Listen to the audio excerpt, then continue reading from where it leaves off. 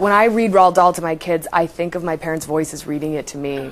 And it's just like, there's nothing more important than that exchange. That nostalgia like makes me want to weep. I know, I know. Moment.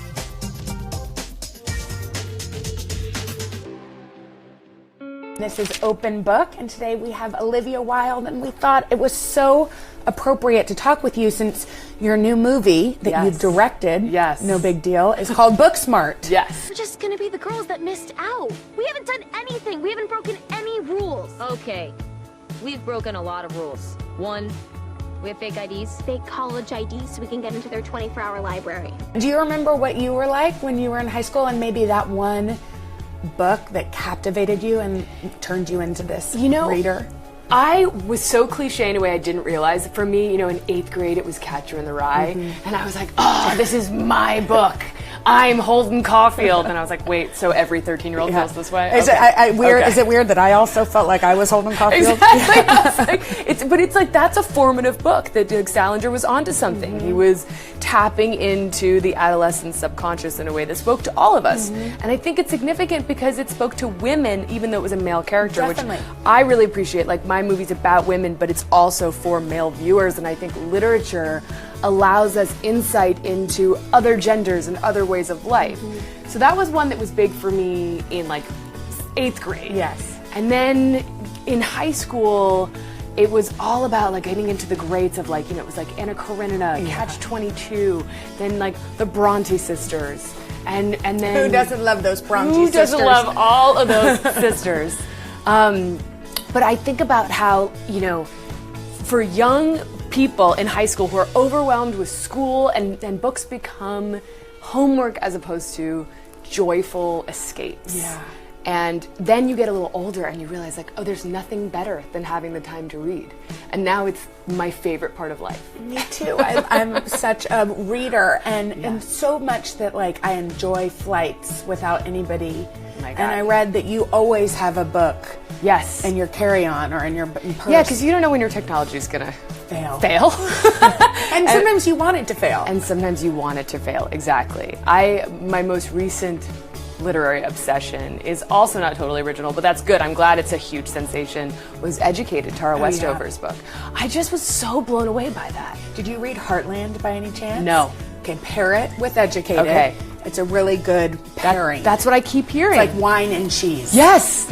Okay, I'll read that on the book on the plane back. It didn't have the same sort of takeoff, but it has that same sort of undercover, you undercover this culture that you didn't really know.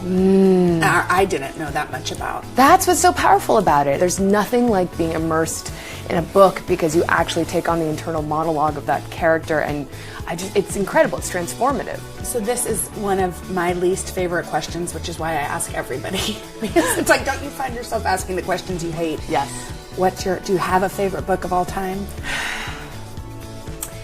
I don't have a favorite book. I was trying to think of this before I came on. It's hard. I knew it was going to come up, and I was like, what is it? And I think it always changes. Like, I fall in love with a book, and then I just want to tell everyone to read it. And now that I have kids, and I think about their favorite books, and I think about, like, how just formative those experiences are for them. And my son's really into Roald Dahl now. Oh, is that the best? It's the James best. and the Giant Peach? Yes, we just finished that one, and I'm trying to get him to start Matilda. And right now he's like, but it's a girl. And I'm like, this is important. You're 5. You need to be able to read about a little girl. You realize that like being able to read for a little kid is independence, it's autonomy. Like they get excited that they can go and read by themselves. And I think, God, we lose track of that. How can I keep my kids excited about reading throughout their adolescence? But I also am really struck with how grateful I am that my mom and dad spend so much time reading with us. And I think when I read Roald Dahl to my kids, I think of my parents' voices reading it to me. And it's just like, there's nothing more important than that exchange. That nostalgia like makes me want to weep. I know, I know. Okay, 3 books you would recommend that everybody read this summer.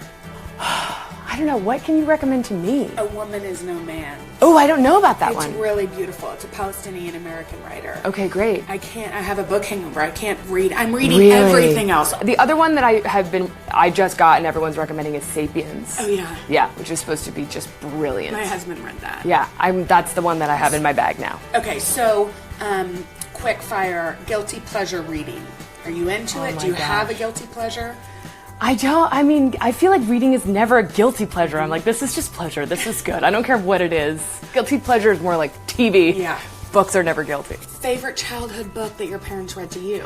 I mean, it's Matilda. That was my book. That was the one that made me just light up. That was everything to me. And I just wanted to be her. And actually, in Booksmart, the movie I directed, we used Matilda as a reference, as inspiration for the lead character. Oh, I bet that was so much fun. Yeah. Okay, book you hope to convert to a movie that you could direct. Oh my God, that's I know a that's great the hardest question. And the hardest, maybe.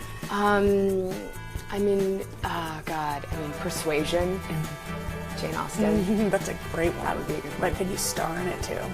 Or is that too much riches? Too old. I might just stay behind the camera on that one. You're not too old. Play the elderly aunt. Okay, finally, sci-fi or self-help? Because I've read you like both. I like sci-fi more. Okay. Yeah. I mean, there's lots to be learned from every good self-help book, but I think sci-fi. Cool. Yeah. Thank you so much. Thank you. This was so fun. It. I know. Don't you just want to talk books all the time? Yes. Can you tell me?